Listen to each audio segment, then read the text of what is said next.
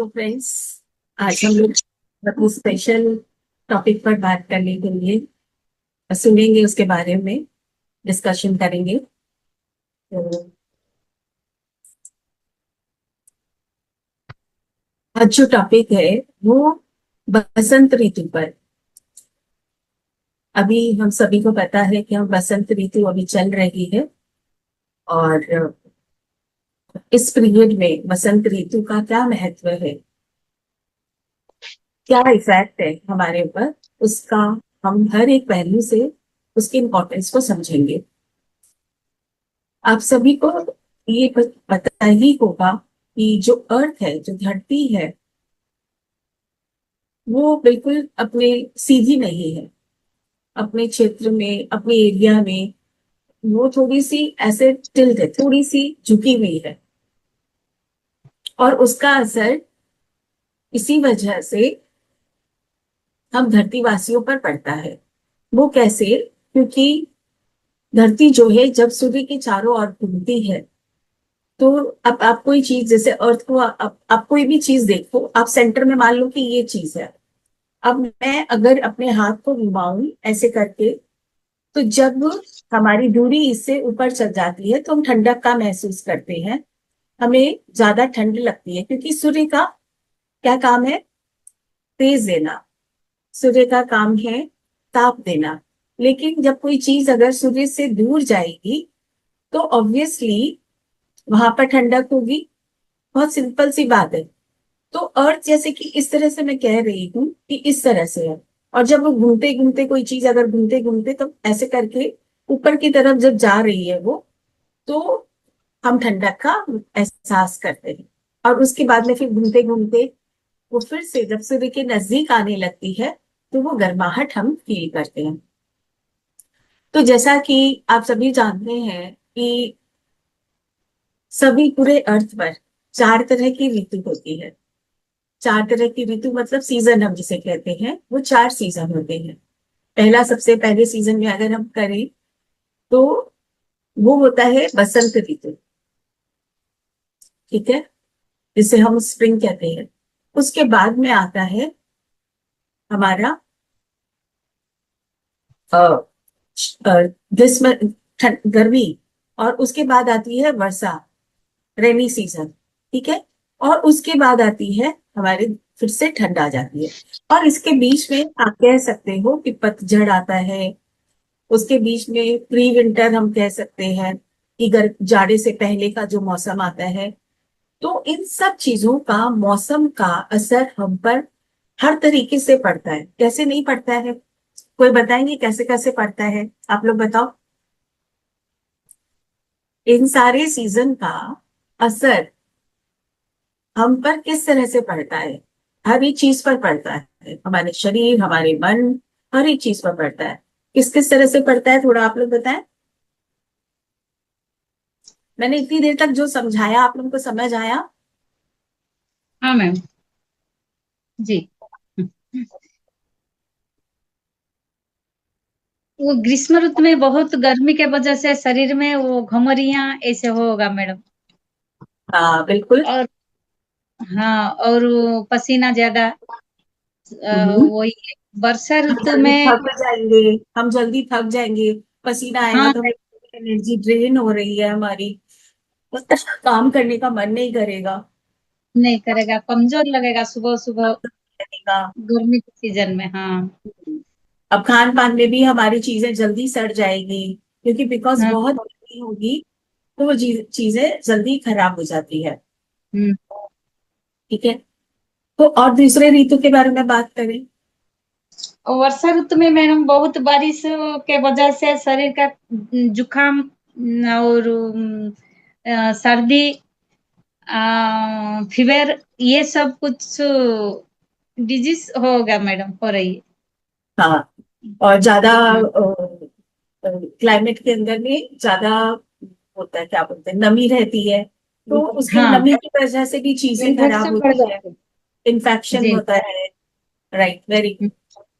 Fungus बढ़ जाता है। फंगस होता है। Right, very good. तो फिजिकली भी हम और फिर ज्यादा रेनी सीजन हो तो शुरू शुरू में तो हमें बहुत अच्छा लगता है। जब जब बरस जब रेनी सीजन शुरू होता है तो हमें बहुत अच्छा लगता है, लेकिन फिर थोड़े दिन बाद में ही फिर हमें लगता है वो अब तो इतनी बारिश हो रही है, अब तो इतना बारिश हो रहा है। तो वो सारी चीजों का इफेक्ट हमारे मन पे भी पड़ रहा है। तो पढ़ हर रहे ऋतु हैं। का इफेक्ट जो है वो हमारे शरीर, हमारे मन, हमारे लाइफ स्टाइल, हर चीज के ऊपर पड़ता है, राइट। और ये क्यों हो रहा है ऋतु परिवर्तन, ये भी हमारे क्लियर हो गया कि अर्थ अपनी घूमती है, और उस घूमने की प्रक्रिया में जब अर्थ सूर्य से दूर होती है तो वो ताप हमारे ऊपर नहीं आ रहा होता है। और वर्षा कैसे होती है ये भी आप लोग को पता है। जब ग्रीष्म ऋतु, जब ज्यादा गर्मी बढ़ हो जाती है तो उसका इफेक्ट हमारे समुद्र के ऊपर पड़ता है, वो पानी अट्रैक्ट होता है और फिर बादल बनते हैं और बारिश होती है। तो ये ब्रह्मांड हमारा जो है बहुत खूबसूरत ढंग से बनाया गया है। हमें कुछ भी प्रॉब्लम हो, चाहे उससे जो हमें फायदे होते हैं या उसकी जो इम्पोर्टेंस है, आज बारिश नहीं हो तो खेत सूख जाएंगे, हम गर्मी से तप जाएंगे, ठीक है ना। तो हर चीज का एक डबल साइड इफेक्ट तो है ही, है ना। हमारी लाइफ में भी यही चलता है, जैसे ऋतु चल रही है वैसे ही हमारे भी लाइफ में कभी कुछ कभी कुछ है, तो इसका इफेक्ट जो है वो हम सब उस पर फेस करते हैं। तो चलिए आगे, अब मैं प्रेजेंटेशन अपना स्टार्ट करती हूँ। ओके। देखिए आप लोग थोड़ा सा मेरे साथ साथ में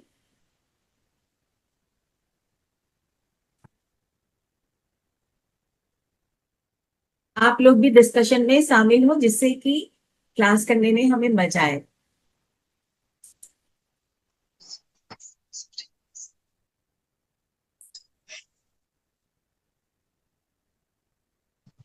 तो हर चीज, हर हर एक ऋतु का, हर एक, हमारे जो भी सीजन जाते हैं उन सब का हमारे मन, हमारे शरीर, हमारे हर एक काम में, हर एक लाइफ स्टाइल में असर होता है, दिखता है।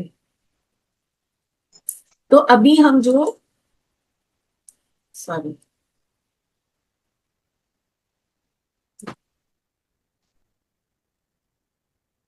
अभी हम स्पिरिचुअल सिग्निफिकेंस जो है वो स्प्रिंग, बसंत ऋतु के बारे में समझेंगे। तो बसंत ऋतु का जो पीरियड है वो शीतकाल के बाद शुरू होता है। जब बहुत विंटर जब खत्म होता है उसके बाद में बीच में एक सीजन आ जाता है जिसे हम पतझड़ करते हैं, ऑटम जिसे कहते हैं। तो वो होता है कि अपने पुरानी चीजों को छोड़ना, अपने पत्ते, उस समय क्या होता है कि पत्ते, जो पुराने पत्ते हैं वो पेड़ से झड़ जाते हैं और उसमें फिर नए पत्ते निकलने के लिए एक नया स्कोर बनता है। उसी तरह से हम अपने इसे जीवन में ले लें या ऋतु में ले ले, तो हर एक साल, हर एक ऋतु परिवर्तन में ये चक्र इसी तरह से चलता है। और विंटर के बाद ऑटम आता है, जबकि पत्ते झड़ते हैं, पतझड़ का मौसम आता है, और उसके बाद में आता है हमारा स्प्रिंग। तो ये समय होता है जबकि नए पत्ते निकलने शुरू होते हैं। अब देखिए कितनी मजे की बात है कि हम बहुत ज्यादा थक चुके हैं, अब विंटर से बहुत ठंड हो गया, तो अब ये परिवर्तन जो धीरे धीरे हमारे लाइफ में आता है तो हमें बहुत सुहाना लगता है, अच्छा लगता है। क्या बहुत ज्यादा ठंड से अब हम बाहर निकल रहे हैं उस समय। और ये समय ऐसा होता है कि ना ज्यादा ठंड और ना ज्यादा गर्मी, तो हमें बहुत अच्छा लगता है, हमारे मन को भी, हमारे शरीर को भी, और पूरी प्रकृति को भी ये मौसम जो है वो बहुत अच्छा लगता है। क्यों? क्योंकि नए फ्लावर निकलते हैं, नए पत्ते निकलते हैं, तो उसके वजह से प्रकृति भी प्रसन्न होती है, खुश होती है, जैसे हम खुश होते हैं। तो विंटर से कोई अब छुटकारा मिला, चलो अब आगे। क्योंकि एक चीज में रहते रहते हम घूम जाते हैं, हमें अब परिवर्तन चाहिए, और ये परिवर्तन स्प्रिंग से शुरू होता है। तो बसंत ऋतु भारत में बसंत, स्प्रिंग सीजन के नाम से जानी जाती है। इसे साल की सबसे सुंदर और सुखद ऋतुओं में से एक माना जाता है। क्यों सुंदर? क्योंकि यहाँ इस समय पे हमारा मन भी खुश है, प्रकृति भी खुश है, और इस आनंद में रहना चाहते हैं। कोई बहुत ज्यादा ठंड नहीं है, बहुत ज्यादा गर्मी भी नहीं है, और बहुत ज्यादा कुछ बारिश भी ऐसी नहीं हो रही, तो ये ऋतु हमें बहुत पसंद आती है। या आमतौर पर फरवरी से अप्रैल के बीच आती है। ये समय जो होता है, ये फरवरी से लेकर के अप्रैल के बीच में, मतलब 15 फरवरी से हम अगर इसे काउंट करें तो 15 अप्रैल तक ये चलता है। और इसमें इस साल जो है बसंत ऋतु का जो प्रारंभ है वो हुआ 18 फरवरी से, ठीक है, और अंत होगा 20 अप्रैल को। इस बीच में कुछ कुछ हमारे लाइफ स्टाइल में, हमारे प्रकृति में, या हम ये कहें कि हमने अपने लाइफ स्टाइल में कुछ ऐसी चीजें इस ऋतु को और सुंदर बनाने के लिए जोड़ दी। कैसे? हमने होली जोड़ दी, हमने नवरात्रि जोड़ दिए, ठीक है, हमने यहाँ पर बसंत पंचमी जोड़ दी, जिससे कि हम इस त्योहार को, इस ऋतु को और सेलिब्रेट कर सके। आज अगर हम ये कहें कि हमारे एंसेस्टर्स जो हैं, हमारे पूर्वज जो हैं, उन लोगों ने बहुत सोच समझ करके हमें त्योहार दिए हैं, जिससे कि हम लाइफ में जॉय को, सेलिब्रेशन को हमेशा बनाए रख सके, राइट। तो इस ऋतु में हमें क्या, warmer and more comfortable weather makes outdoor activities more enjoyable. तो मौसम इतना अच्छा होता है कि जैसे मैंने बताया कि न ज्यादा ठंड न ज्यादा गर्मी, और हमें वो वेदर जो है बहुत, बाहर घूमने के लिए भी अच्छा लगता है। अरे हाँ, बहुत मजे से अभी तो बहुत अच्छा सीजन है, चलो चलते हैं कहीं बाहर घूमने के लिए। तो हम इंजॉय करते हैं, समय को इंजॉय कर रहे हैं, लाइफ को इंजॉय कर रहे हैं, खुशी के साथ में। इस वेदर का हम जो स्वागत करते हैं, इस स्वागत को हम इसी तरह से सेलिब्रेट करने के लिए इन त्योहारों को मनाते हैं, जैसे मैंने बताया। तो मौसम, सर्दी कम हो जाती है, गर्मी अभी शुरू नहीं होती है, इसलिए मौसम बहुत सुहाना हो जाता है। प्रकृति का खिलना, पेड़ पौधे के नए फूल खिलते हैं, खासकर सरसों के खेत में पीले रंग से भर जाते हैं। पीला रंग बसंत का भी एक सिंबल है, ठीक है।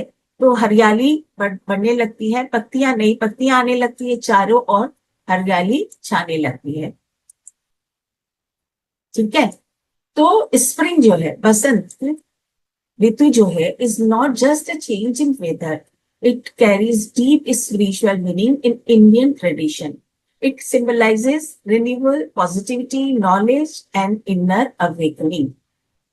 तो ये समय जो है, ये हमारे अपने अंदर की उस आत्म जागृति का भी समय होता है, क्योंकि अगर हम जितना प्रसन्न होते हैं, जितना हम प्रकृति के साथ मिले हुए होते हैं, क्योंकि यथा पिंडे तथा ब्रह्मांडे, आज अगर प्रकृति में, अगर हमारे अंदर खुशी है, प्रकृति में भी हम अगर वही चीज पा रहे हैं, तो एक मेल हमारा बहुत आसानी से हो जाता है। हम ध्यान में बैठते हैं, हमें बहुत ठंड नहीं लग रही है, ध्यान में हम आराम से बैठे हैं, क्यों? मौसम अच्छा है, हमें भी अच्छा लग रहा है, न इसी की जरूरत न किसी और चीज की जरूरत। तो खुशी खुशी हम आराम से ध्यान में ज्यादा समय बिता सकते हैं। और जैसा मैंने कहा कि ये समय ऐसा होता है जबकि पुरानी चीजें, पुराने पत्ते झड़ते हैं और नई चीजें, नए पत्ते निकलने का समय होता है। तो स्पिरिचुअल ग्रोथ का हमारे मन पर जो असर होता है, वो हमें स्पिरिचुअल ग्रोथ में आगे बढ़ने में मदद करता है। और इसके अलावा जो त्योहार है हमारे, वो भी हमें बताते हैं कि हम अपने स्पिरिचुअल ग्रोथ में कैसे आगे बढ़ सकते हैं। जैसे कि होली, होली जैसा कहा जाता है कि अपने सारे अहंकार, सारी बुराइयों को होलिका दहन कर दो, खत्म कर दो, और उस त्योहार को मनाओ खुशी से, सबके साथ मिलकर, सब सब एक साथ खुशी खुशी उस त्योहार को सेलिब्रेट करो। तो हम जो, हमारे हमारे एंसेस्टर्स ने, हमारे पूर्वजों ने जो त्योहार हमें दिए, attending various festival celebrating the arrival of spring, तो इस त्योहार को मना करके, जैसे कि मैं यहाँ पर मैंने ओम का प्रतीक इसीलिए दिया है कि ओम पूरी सृष्टि का, ओम जो शब्द है, कहते हैं कि सबसे पहले ओम ही शब्द आया, उसी से पूरी सृष्टि की रचना हुई। उसी तरह से हमारे अंदर का ये ओम जो है, ये ओम की जो शक्ति है, ये और फ्लरिश होती है, जिससे कि हम स्पिरिचुअली ग्रो कर सके। और जैसा कि मैंने होली के बारे में आप लोग को बताया, जब पेड़ों पर नई पत्तियां आती है, वैसे ही हमें भी नकारात्मकता को छोड़कर नया आरंभ करना चाहिए। यह आत्मिक परिवर्तन और विकास का समय होता है। तो होली से, जैसे मैंने कहा कि हमें होली क्या सिखाती है, अपने अहंकार को खत्म करो, अपने बुराइयों को खत्म कर दो, उन्हें होलिका दहन कर दो, मतलब खत्म करो उस अग्नि में, जिस अग्नि को हम कहते हैं ध्यान की अग्नि में। ध्यान की अग्नि को जलाओ और उसमें सब कुछ, ये सब कुछ डाल करके अपने आप को, अपनी आत्मा का जागरण करो। हमारी जो स्पिरिचुअल अवेकनिंग है वो होती है। बसंत में जैसे प्रकृति जागती है, वैसे ही मनुष्य के भीतर सोई हुई चेतना को जगाने का संकेत देता है। यह समय अपने भीतर झांकने, स्वयं को समझने का होता है। ध्यान, योग और साधना में मन अधिक स्थिर रहता है। क्योंकि मन शांत है। यथा पिंडे तथा ब्रह्मांडे, प्रकृति भी उसी तरह हमसे मिली हुई है। तो मन और अधिक शांत होता है और हम ज्यादा ध्यान में गहरे उतर पाते हैं। इस ऋतु में प्रकृति जीवंत और सक्रिय हो जाती है, जो आत्मिक जागृति का प्रतीक है। तो जैसे मैंने कहा, अभी मैं जो बताती आ रही हूँ उसी को ही ये पॉइंट्स जो है वो आप लोगों को और फिर से एक्सप्लेन हो रहे हैं। ये समय ध्यान, अध्ययन और आत्म विकास के लिए उत्तम माना जाता है। मन अधिक शांत और सकारात्मक महसूस करता है। तो बस इस बात को याद रखिए कि यथा पिंडे तथा ब्रह्मांडे वाली स्थिति में जब हम होते हैं तो हमारी आत्म जागृति बहुत आसानी से, बहुत आराम से होती है। यहाँ आप लोगों को पता है कि नौ दुर्गा नवरात्रि, नवरात्रि इस समय पर, ये नवरात्रि का जो त्योहार है वो भी मनाया जाता है। अब उस समय पे हमारे खान पान में जो जो बंदिश लगाई जाती है कि हम कहते हैं कि हमें सात्विक खाना है, हमें हल्का खाना खाना है। क्यों? क्योंकि ऋतु परिवर्तन का ये समय है। हमने अपने अंदर में अपने प्रकृति के हिसाब से जो चेंज लाना है, उसके लिए हम जितना सात्विक खाएं, जितना हम कम खाएं, हम प्रकृति के साथ तालमेल बैठा सकते हैं, हम प्रकृति के साथ में एक हो सकते हैं। इसीलिए नवरात्रि के समय पर हमें कम खाने का, सीधा भोजन, सादा भोजन, जिससे कि हम प्रकृति के साथ एक हो सके और आत्म उन्नति में आगे बढ़ सके। ठीक है ना? तो कुछ भी जो स्पिरिचुअलिटी है या हमारे एंसेस्टर्स ने जितने भी नियम बनाए हैं, वो कुछ भी ऐसे ही नहीं बना दिया। उन सबके पीछे बहुत बड़ा साइंटिफिक रीजन था, स्पिरिचुअल सिग्निफिकेंस था, जिसकी वजह से उन्होंने इन सारे नियम को हमें दिया। इसके पीछे समझना हमारी समझदारी है। अगर हम इसे नहीं समझते हैं तो हमें हमें वो बुद्धि अभी तक मिली नहीं है। ठीक है ना? तो आप देखो, जब नवरात्रि भी करते हैं तो बस नवरात्रि हम कर रहे हैं, लेकिन हम फिर तला भुना या ज्यादा खाते हैं तो फिर कोई महत्व नहीं है। यहाँ पर कम खाना, हमने हमने सिंघाड़े का आटा खा लिया, ये खा लिया, लेकिन उसको हम जितना फ्राइड करके या ऐसे खाते हैं तो फिर उसका महत्व नहीं हुआ। यहाँ पर व्रत का या फास्टिंग का मतलब यही था कि हम कम खाएं, हल्का खाएं, सात्विक खाएं, जिससे कि हमारा इनर, हम खुद शुद्ध होकर के प्रकृति के साथ अपने बदलाव को एक्सेप्ट कर सके, ग्रहण कर सके। ठीक है ना? तो सत्य गुण की वृद्धि, भारतीय दर्शन में 3 गुण बताए गए, सत्य, रज और तम। बसंत ऋतु में सद्गुण जिसे हम कहते हैं, या शुद्धता, शांति, ज्ञान की वृद्धि होती है, जैसे मैंने अभी एक्सप्लेन किया। इस समय मन स्वाभाविक रूप से शांत, प्रसन्न और सकारात्मक बनता है। तो क्यों इस समय पे जो व्रत या नवरात्रि के समय हमें हमें ज्यादा ध्यान करना है, ज्यादा सकारात्मकता में हम रहते हैं? क्योंकि प्रकृति में सभी तरफ में लोग नवरात्रि के इस त्योहार के साथ जुड़ जाते हैं। 9 दिन तक एक लंबा समय जब लोग अपनी सोच में सकारात्मकता को लेके आते हैं तो प्रकृति पे भी उसका असर पड़ता है। हम सब जितने जन सोच रहे हैं, हमारी सोच की असर प्रकृति के ऊपर भी पूरी तरह से पड़ती है। ठीक है ना? और सब अगर हम सकारात्मक होते हैं तो उसका असर भी हम पर होता है। अब दूसरा, ज्ञान और विद्या से संबंध। बसंत पंचमी एक ऐसा त्योहार है, हर बसंत ऋतु में हम बहुत उत्साह से मनाते हैं। हमें लगता है कि माँ सरस्वती तो आज हमारे पास पहुंच ही गई है कि नहीं है। हम जब स्टूडेंट थे, क्योंकि ये बचपन से हमने शुरू किया, और एक बच्चे ने जब शुरू किया वो बचपन हम कभी नहीं भूलते। और हर बसंत पंचमी में हमें लगता है कि आज तो बस माँ सरस्वती के साथ हम सब जुड़े हुए हैं। तो वसंत पंचमी के दिन माँ सरस्वती की पूजा की जाती है। यह हमें ज्ञान, कला और बुद्धि की ओर अग्रसर होने की प्रेरणा देती है। कोई ऐसा इंसान हो ही नहीं सकता, मुझे तो लगता है, कि जो माँ सरस्वती की पिक्चर को देखे या माँ सरस्वती बसंत पंचमी के दिन उनके उनको देखते हुए उसे अपने अंदर महसूस ना करे, क्योंकि हम सबके अंदर में माँ सरस्वती है। और हम सब प्रसन्न होते हैं माँ सरस्वती की उस मूर्ति को देखकर। वो मूर्ति हमें क्या दिखा रही है? अपना सादगी भरा, सौम्य सा रूप, कला, संस्कृति, बुद्धि, मतलब सब कुछ, जिसे हम अपने अंदर में अगर धारण कर लें, हमारे अंदर में कितना बड़ा विकास हो जाएगा, कितनी बड़ी ऊर्जा जो है, कितना बड़ा प्रकाश का हम अपने अंदर में, बुद्धि का वो दरवाजा खोल सकते हैं, जिससे कि हम अपनी आत्मोन्नति में आगे बढ़ सकें। तो यह संकेत देता है कि बसंत अज्ञान से ज्ञान की ओर बढ़ने का सर्वोत्तम समय है। सबसे अच्छा समय है बसंत पंचमी के दिन से। वो समय शुरू हो जाता है कि हम ज्ञान की तरफ बढ़े। विद्यार्थी और साधक इस समय नई शिक्षा शुरू करते हैं, ठीक है ना। तो ये बहुत ही इंपॉर्टेंट दिन होता है हम सबके जीवन में।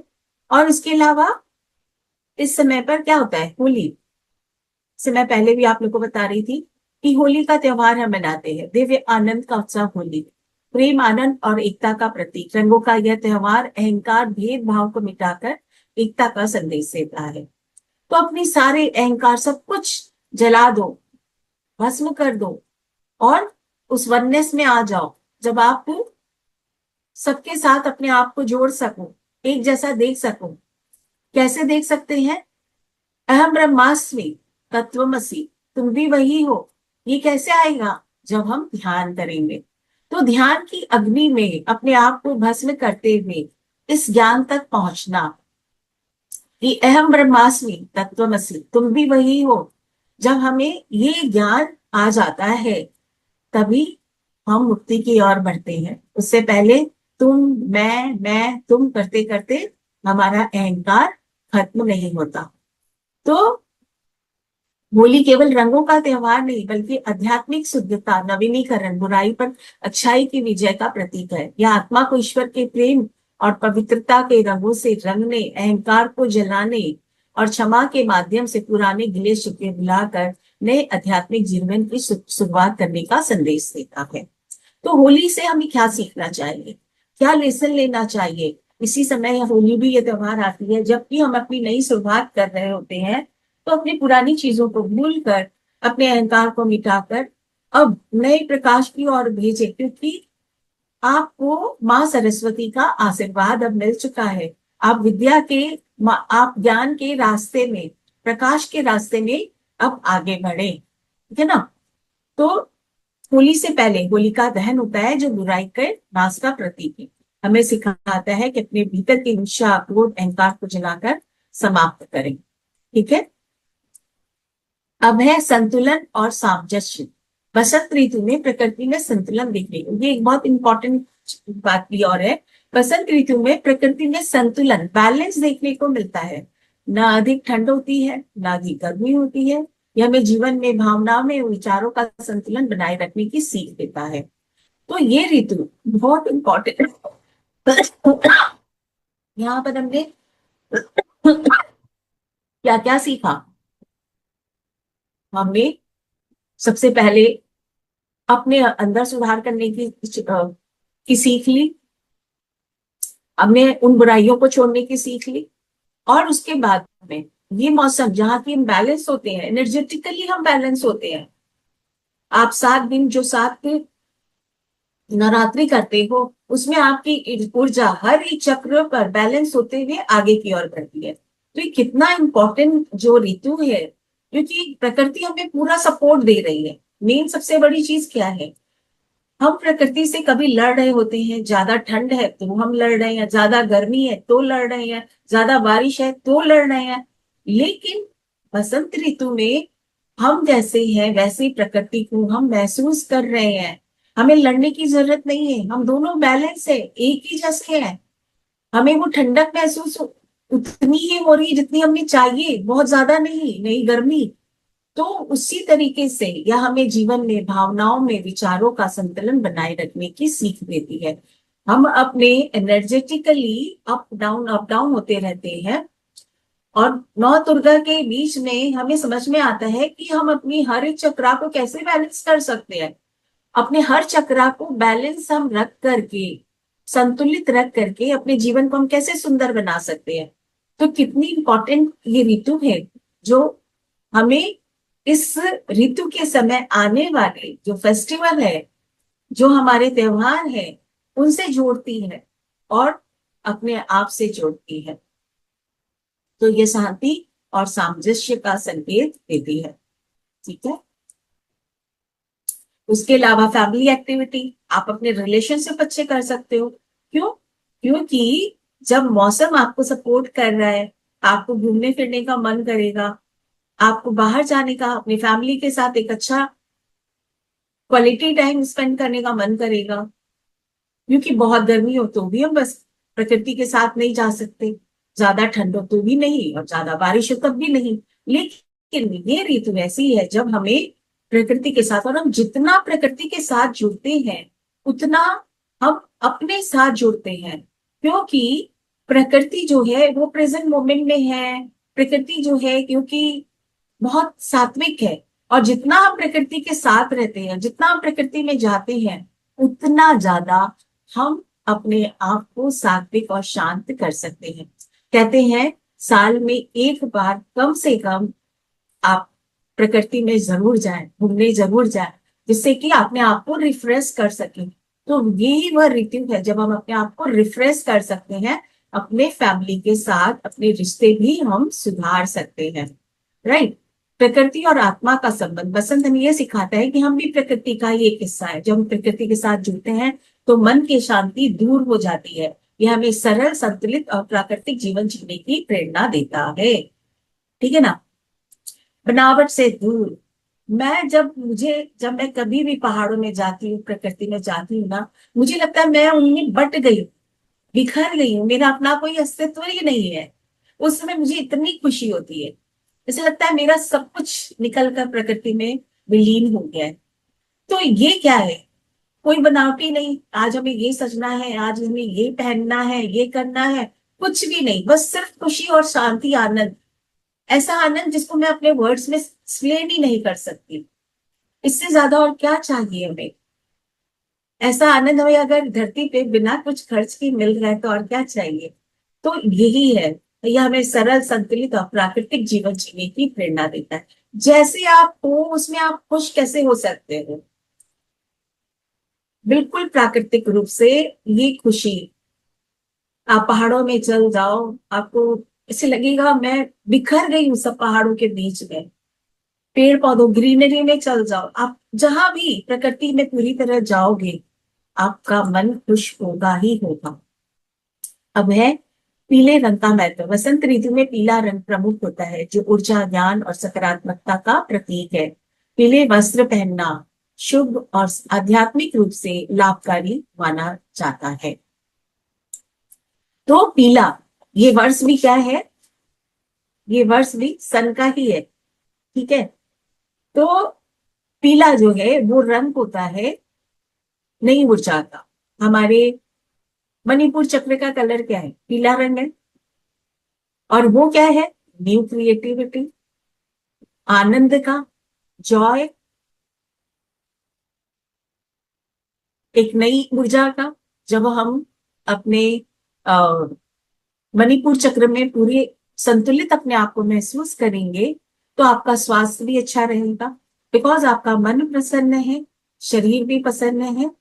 और पीला रंग जो है हमारे मणिपुर चक्र को भी एनर्जाइज करता है। ठीक है। तो आध्यात्मिक रूप से, और ये तभी संभव है जब आध्यात्मिक रूप से आप पूरी तरह सक्रिय हो रहे हो, क्रिएटिव बन रहे हो, है ना। निष्क्रिय बस, निष्कर्ष, अब हम क्या निकालते हैं निष्कर्ष, में रिजल्ट पर आ रही हूँ। बसंत ऋतु हमें सिखाती है कि जीवन में हमेशा नई शुरुआत संभव है। स्थिरता के बाद विकास आता है, ज्ञान और खुशी से ही आत्मिक संतोष मिलता है। इसका मतलब आप लोग समझ रहे हो कि बसंत ऋतु हमें सिखाती है कि जैसे पतझड़ में पत्ते गिर गए, नहीं ऐसा नहीं है खत्म हो गए, अब कोई नया जीवन शुरू नहीं होगा, ऐसा नहीं है। उसमें नए अच्छे पत्ते निकलेंगे। तो आज आपके जीवन में कुछ भी बीत रहा है, कुछ भी हो रहा है, कितना आप टूट रहे हो, कितना बिखर रहे हो, लिव इट, छोड़ दो। अब नई शुरुआत करो, आगे बढ़ो, अपने जीवन में इस नई शुरुआत का स्वागत करो।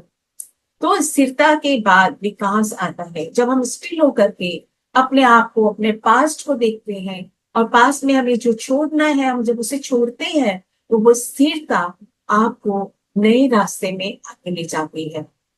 जब भी हमारा मन अशांत हो, उस समय पर अपने आप को स्टॉप करें और फिर सोचे मुझे क्या करना है, अब उस दिशा में आगे बढ़े। यही है आपकी आत्म विकास की शुरुआत। ज्ञान और खुशी से ही आत्मिक संतोष मिलता है। और जब आप सही राह पर चलोगे, आपको खुशी भी होगी, और वो ज्ञान आपके अंदर का ज्ञान होगा जो कि आपको सबसे ज्यादा सेटिस्फाई करेगा। जब हम अपने भीतरी ज्ञान के साथ जुड़ते हैं ना, तभी हमें सही राह मिलती है और सबसे सच्ची खुशी मिलती है। तो बसंत ऋतु से हम ये सीखते हैं। फिर बसंत ऋतु हमें यह संदेश देती है, अपने भीतर नई ऊर्जा जगाओ, नकारात्मकता को छोड़ो, ज्ञान और भक्ति के मार्ग पर चलो, और जीवन को प्रेम व संतुलन से जियो। ठीक है ना।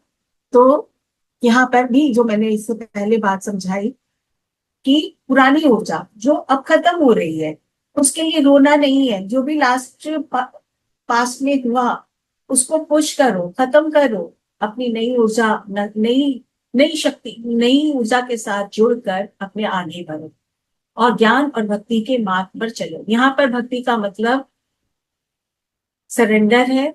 यहाँ पर भक्ति का मतलब ध्यान है, अपने अंदर जुड़ो।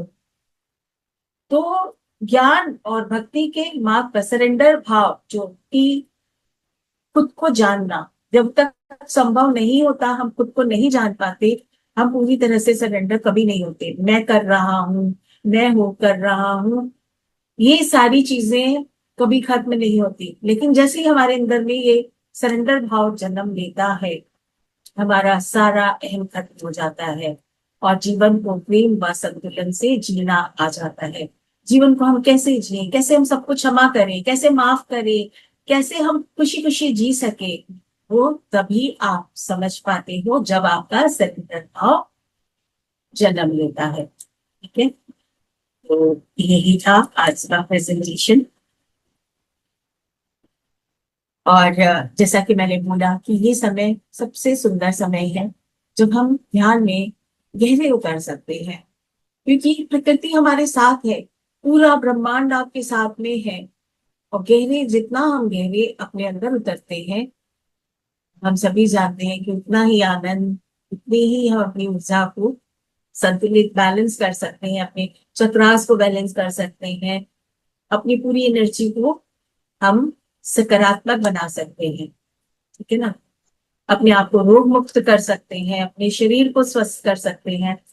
तो यहाँ पर जो एक चीज सबसे इम्पोर्टेंट है, वो ये समझने की कि हमारा जो मन है, उसका स्वास्थ्य और मन पर इसका प्रभाव जो है, वो भी बहुत गहरा हम पर पड़ता है। क्योंकि मौसम जो है वो बहुत हमारे शरीर के हिसाब से है, और जितना हमारा शरीर हमारे संतुलन में होगा, मन भी हमारा संतुलन में होगा। ठीक है ना। तो चलिए